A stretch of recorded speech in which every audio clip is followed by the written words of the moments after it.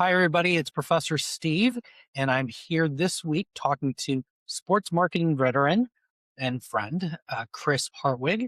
And for those of you students who, really want to learn how to network well, Chris is the interview to listen to.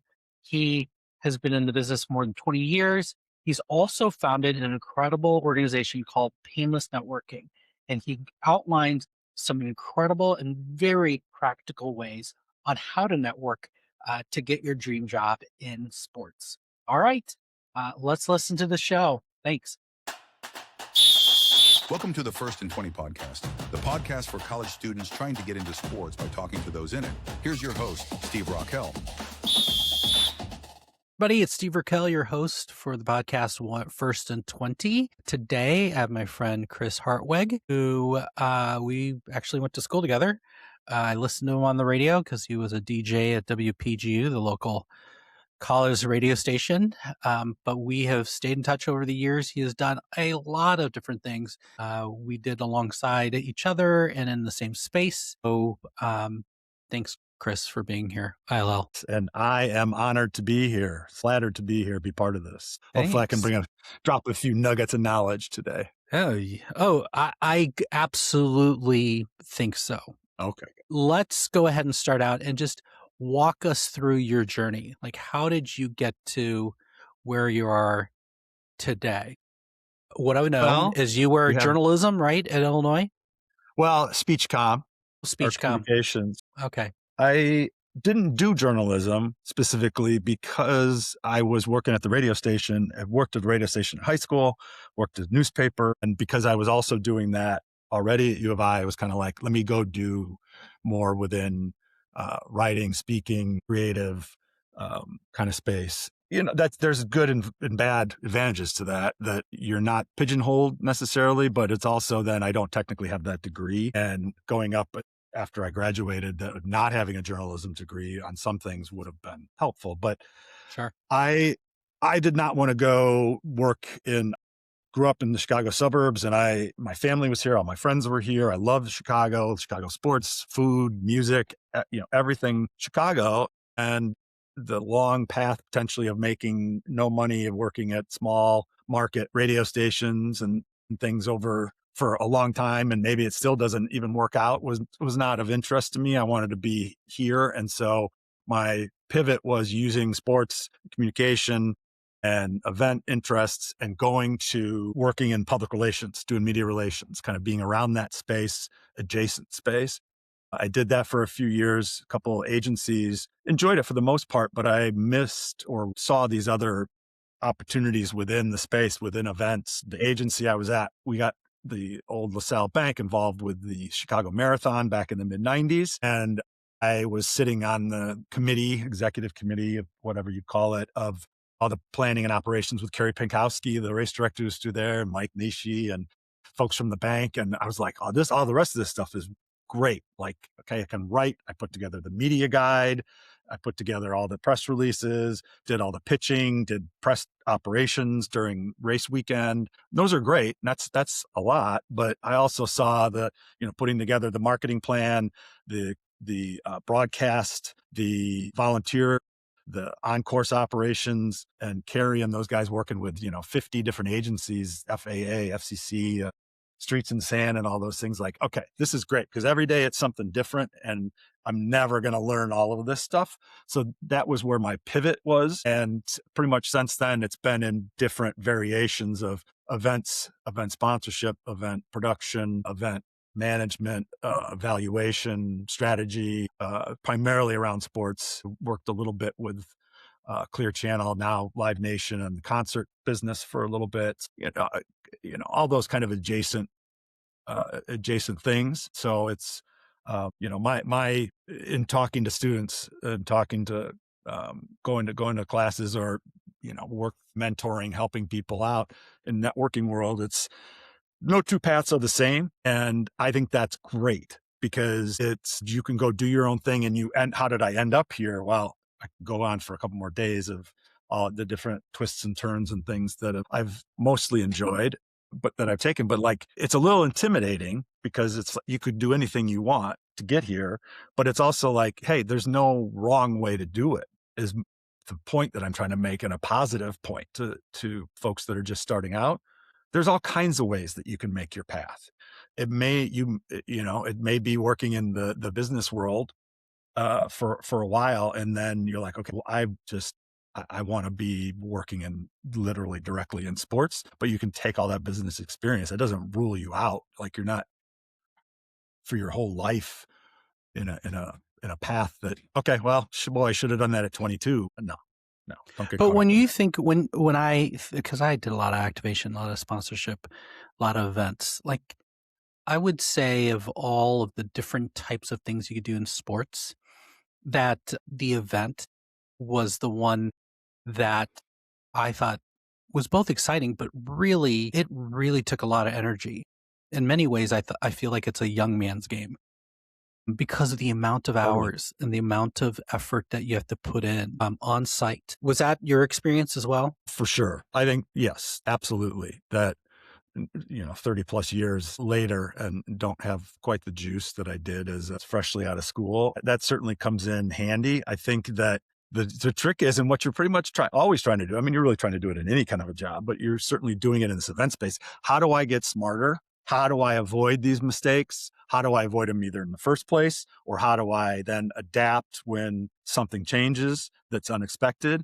And that's part of why I love the events is you don't really know, but after you've gone through it once, then you know how to address that. And then it can also be applied to a lot of other things.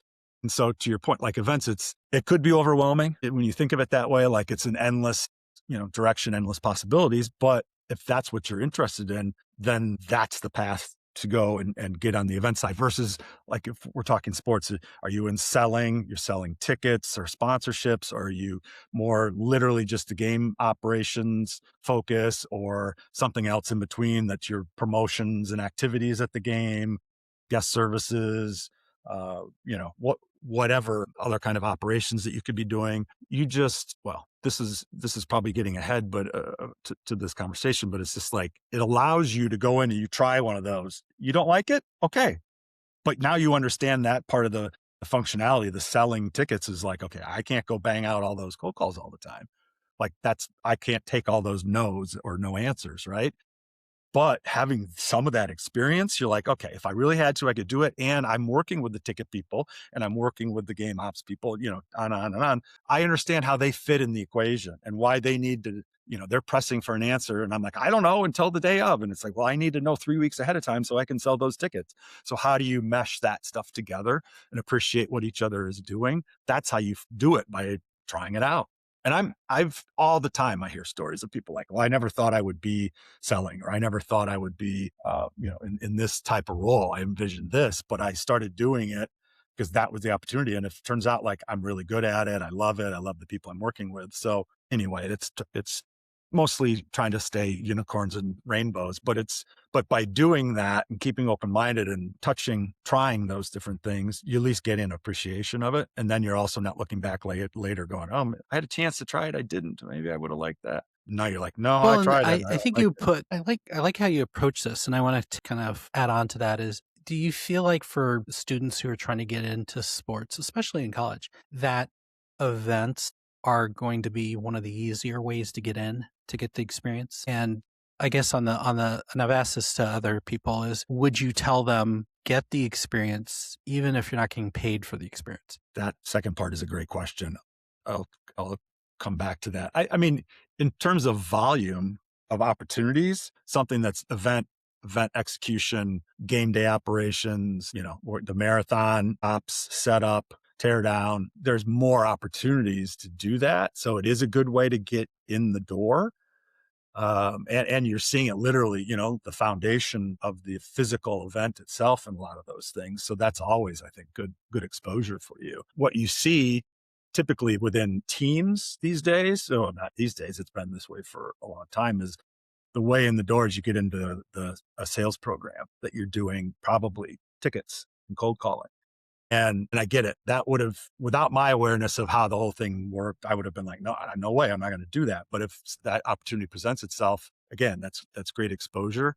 I think that it's a real tricky line because I have been in an entrepreneurial stage at multiple different times where it's like, I don't have money. I just don't. And that's not because I'm being greedy. I don't have money to pay you. And if trust, we have some trust, you come in, you help me for 3 months at halftime or something. And as soon as we are making money, you will get paid. Or at that point, you've proven I got to just find a way. I got to go get some more investment or something to be paying for you to be on full time. I really respect people that are trying to, why is it escaping me? But the idea that you're not zero. You're trying to come in and go, I've got value here. I've got a huge college education debt or something, that's got to be paid. I get that. At the same time, that may be the foot in the door, and that may be the only way to get a foot in the door in some of these places. And it's a sense of you understanding, like, some of it is pushing back as this new person, but some of it's also just asking questions, like getting comfortable, like, okay, are they scamming me, or is this like a real opportunity? And that's why having a big network that what you're talk about is so key, because then somebody could go, oh, I see Steve Raquel knows Chris. I was talking to this Chris guy, and he's a little wacky. Like, is he, and you could say, oh yeah, he's a nut job. You got to be real careful with him. Or like, hey, he's going to take care of you, and you got to trust it. And if you give him some, he will give you back, 100 introductions to good people that will really pan out for you. That's how you got to get comfortable with it. And I get it again, that some with that pricing integrity, like you would say on sponsorships or tickets or something, that you're like, if you don't come from money, you got to go make money. And so zero, maybe you can't make it work, but it may be the way in. That's how I've done it. And I've even done it after 20 years that I've done things like, okay, I'll come in and help out, and then we'll see where. Now, okay, let's tap into what you just said. I will set this up in saying Painless Networking has probably been one of the best organizations that I've been a part of. And kudos to you. Thank you very much for introducing me to it. How did Painless Networking start? What was the inspiration for it, and how did you grow it?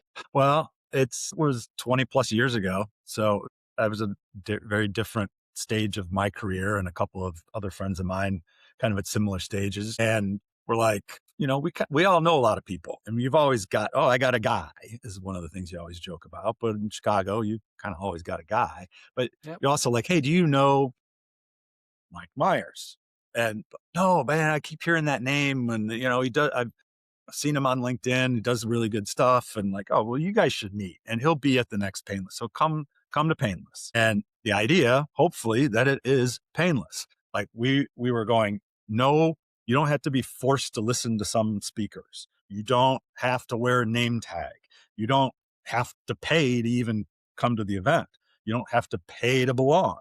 This was painlessly come. You don't have to drink. You just come and talk to people. You don't have to buy a meal, all those things. And so you get there, and to your point, it's kind of like the best to me was seeing people that were really timid or intimidated or super anxious, like, oh, I can't go to these things. And I go, well, if we can get them there, like, you may stand off to the side a little bit, even still nervous, but somebody's going to go, hey, like, there's enough outgoing people there. Hey, you're here for Painless, right?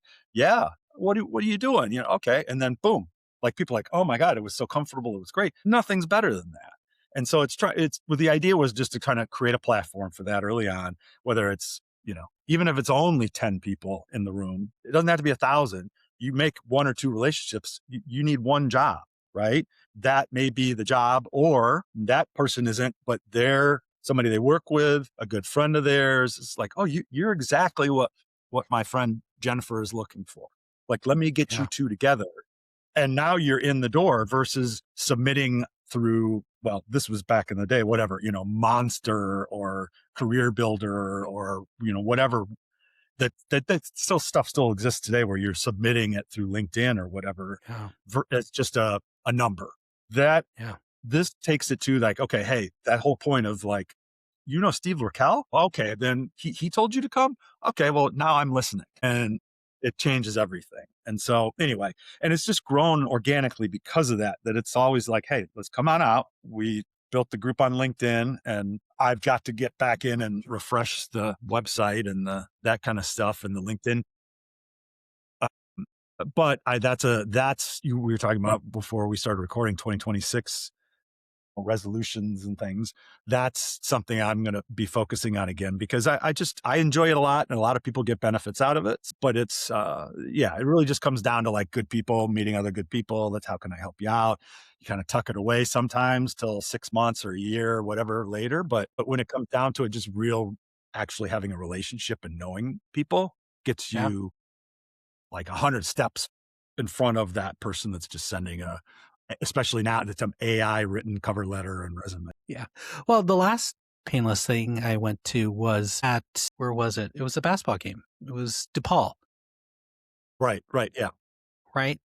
And that was fun. I mean, there was good 50, 60 people there, and then we got free tickets. And so I thought it was, an easy way to like kind of touch back into the industry because there were so many people from so many different sports. And I also talked to the guy from DePaul, and it was nice to go, okay, you know what, this was good. Like there are great people in the sports industry, and it's a great way to like connect with those people. So It's I appreciate it. we're blessed in Chicago, like, right? Like can joke about the Midwest kind of approach. Like I mean, and it's a huge city, but it's not. To your point that like you go to a painless event and all of a sudden it's like, oh, you know them? Oh, you know them? Or you work there? Or, or both? Like, Yeah. oh, this is crazy. Okay, yeah. Like it shrinks really fast, which is why I always give the advice, and you can never give it enough, of don't burn any bridges, especially these days when it can leave a giant digital footprint. Like you never know when that person could be, maybe even hiring that person directly, or they're the person that you never had any idea that person C over here uses them as a reference. Like, hey, I see you were in Painless, and oh, that kid, yeah, he was a d bag. Don't hire him. Yeah, we won't talk about him. I would love to help somebody start a Painless chapter I'm not even going to name markets because who knows where it would be. But like, here's how it works. Here's how we communicate. Here's messaging. Here's how we get the events set up, and you're off and running. And Yeah. yeah, for sure, because it all comes back.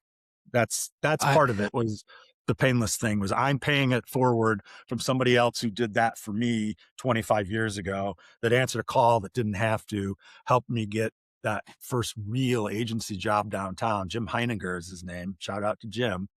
Oh yeah. It's right. Like you never know who that it's going to be, where the opportunity is. And like the thought, try to make quickly here, is that like you could go to the networking and you're like, that's not my guy, or it works, she doesn't really work at the place I want to work at. But like you never know that, oh, well, my friend works for the Cubs.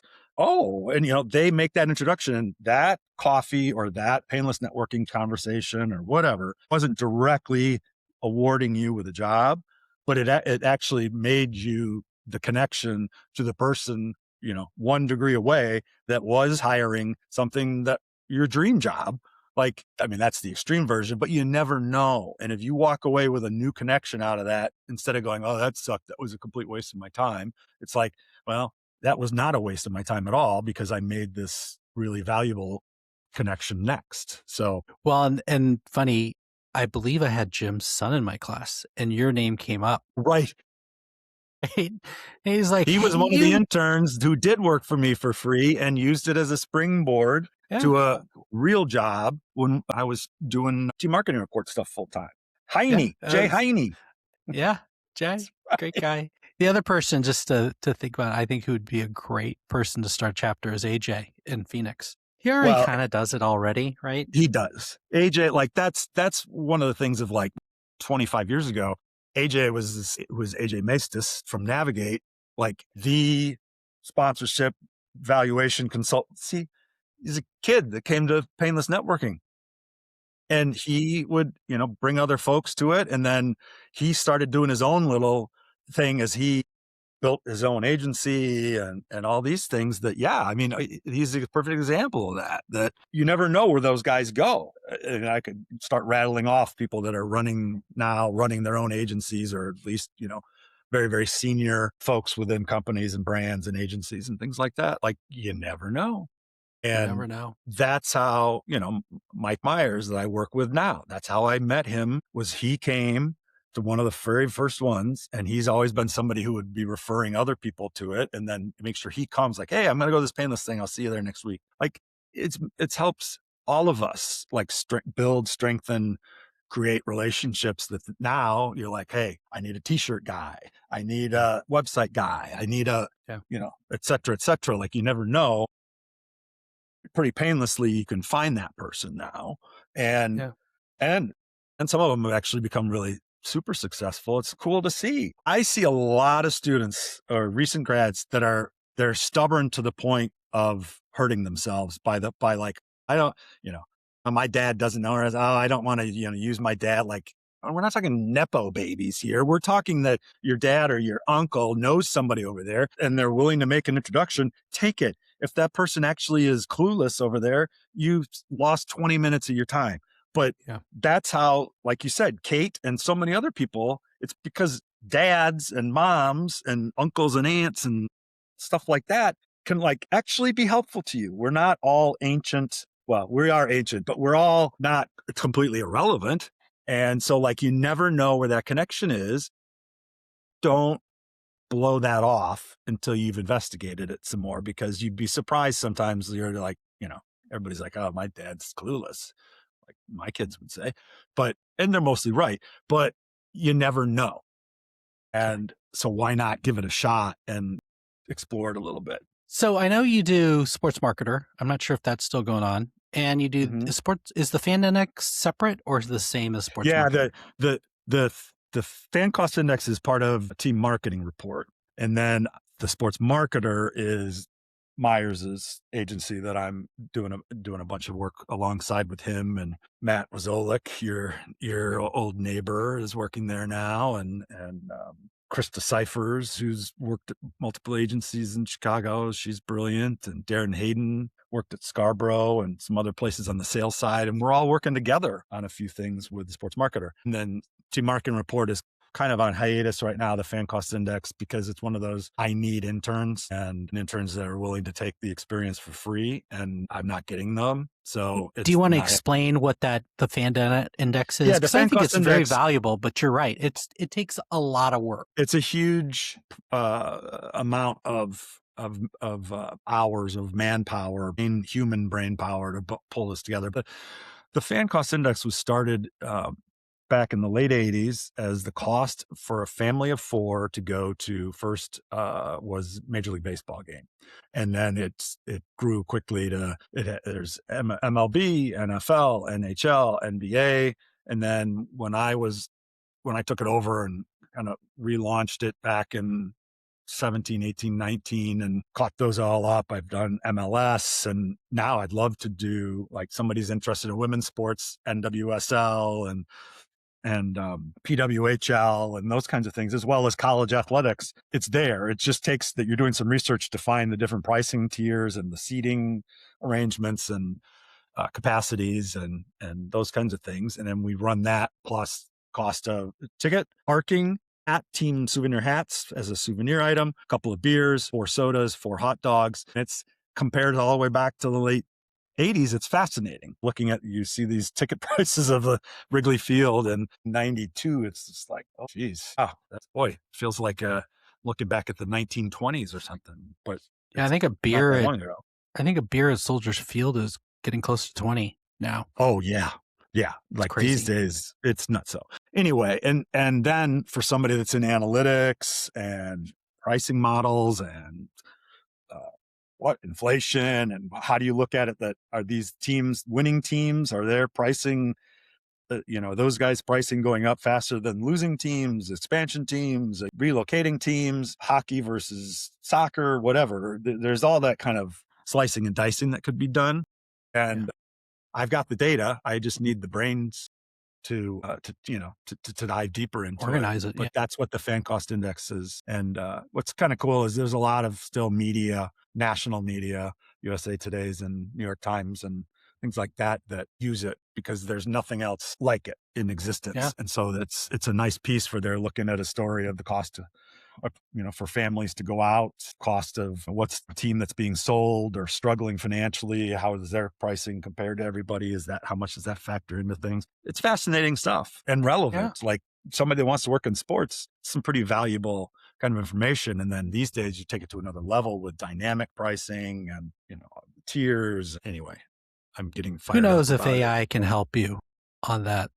I wonder if that could do some Maybe of it the work. can now. When I had tried to maximize that a couple of years ago, because this data is not readily available, it's I've been very disappointed in what AI is able to find, even to sponsorships and partnerships, that it's not very helpful. It goes back to being old school, but it's old school, but looking at online at websites and things like that. It's not totally what old school, but some of it's making calls, and you gotta put your brain to it and go see Sure. what are all these minor league baseball teams doing? What are all these minor league soccer teams doing? And how does that compare to MLS or MLB? And it's fascinating, I think, that and powerful of what you could do with it. And so I'm hoping that's why I haven't shut it down, because I just think that there's somebody or somebody's out there that's really interested and would want to jump on this, that like, hey, take it now and run with this. Yeah. So reach out to me, find me on LinkedIn, and you want to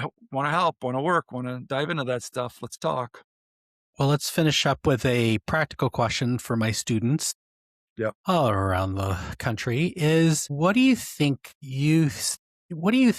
students need to be able to be successful in getting into the world of sports? Well, I think first and foremost, certainly, I mean, obviously I'm probably real biased in this direction, but it's the first thing and first thing and last thing I think is your network, is building your network out and trying to make as many connections, legitimate connections, not just like tallying them up on LinkedIn, but making some real connections that have something personal to them, some conversations to them, some messaging that's beyond just, coming to me, somebody, hey, thanks for connecting. I'm looking for a job. Here's my resume. Like, well, what the hell am I supposed to do with that?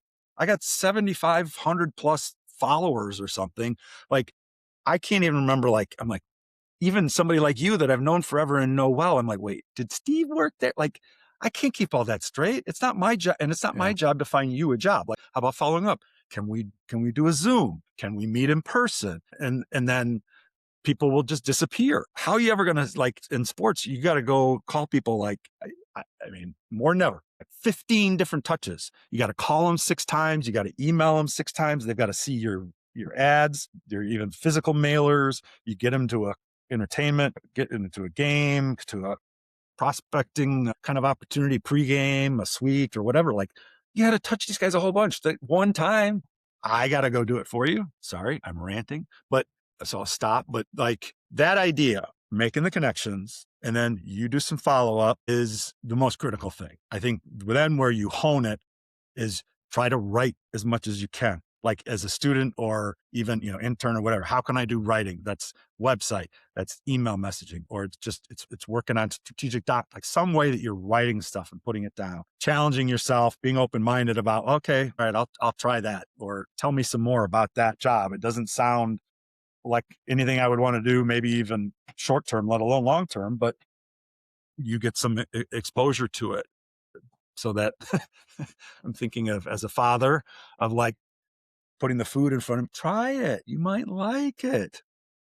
But there really is there is truth to that of like, oh, I didn't think I was going to like it, but it opened my eyes and maybe even showed me I've got this kind of a skill. And so that's the other piece. You're building your network, looking at it for different kinds of opportunities and challenges, challenging yourself to get maybe a little bit outside of your comfort zone to a lot outside your comfort zone. It's how you're going to grow. And it's also how you're going to figure out like, okay, I really can't do this, or yeah, this is rewarding. I could see myself doing this for a while. And how do you do that? It comes back again to networking.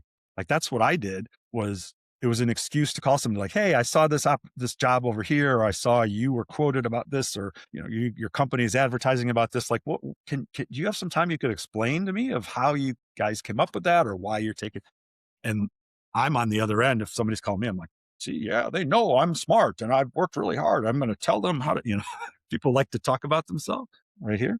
But, in Midwest, people will be willing to take your calls or set up a call more than anywhere else in the country, I think. And so utilize that, use those right? The old idea, like crack the door open. Well, that door's being open, like, well, you're going to come in or not. Well, okay. Well, thank you that was really good. I appreciate it. I'll finish up here and then we'll wrap it up because my wife just said, hey, you got to go. Hey, thank you everybody for being part of the podcast, First to 20 podcast, where we talk to people in the industry. I like to always say, one, hope you hear me in a little bit in the next podcast, but two, remember, you are the quarterback of your career. Let us help you come up with the best game plan to win. Thanks, everybody. We'll see you next time.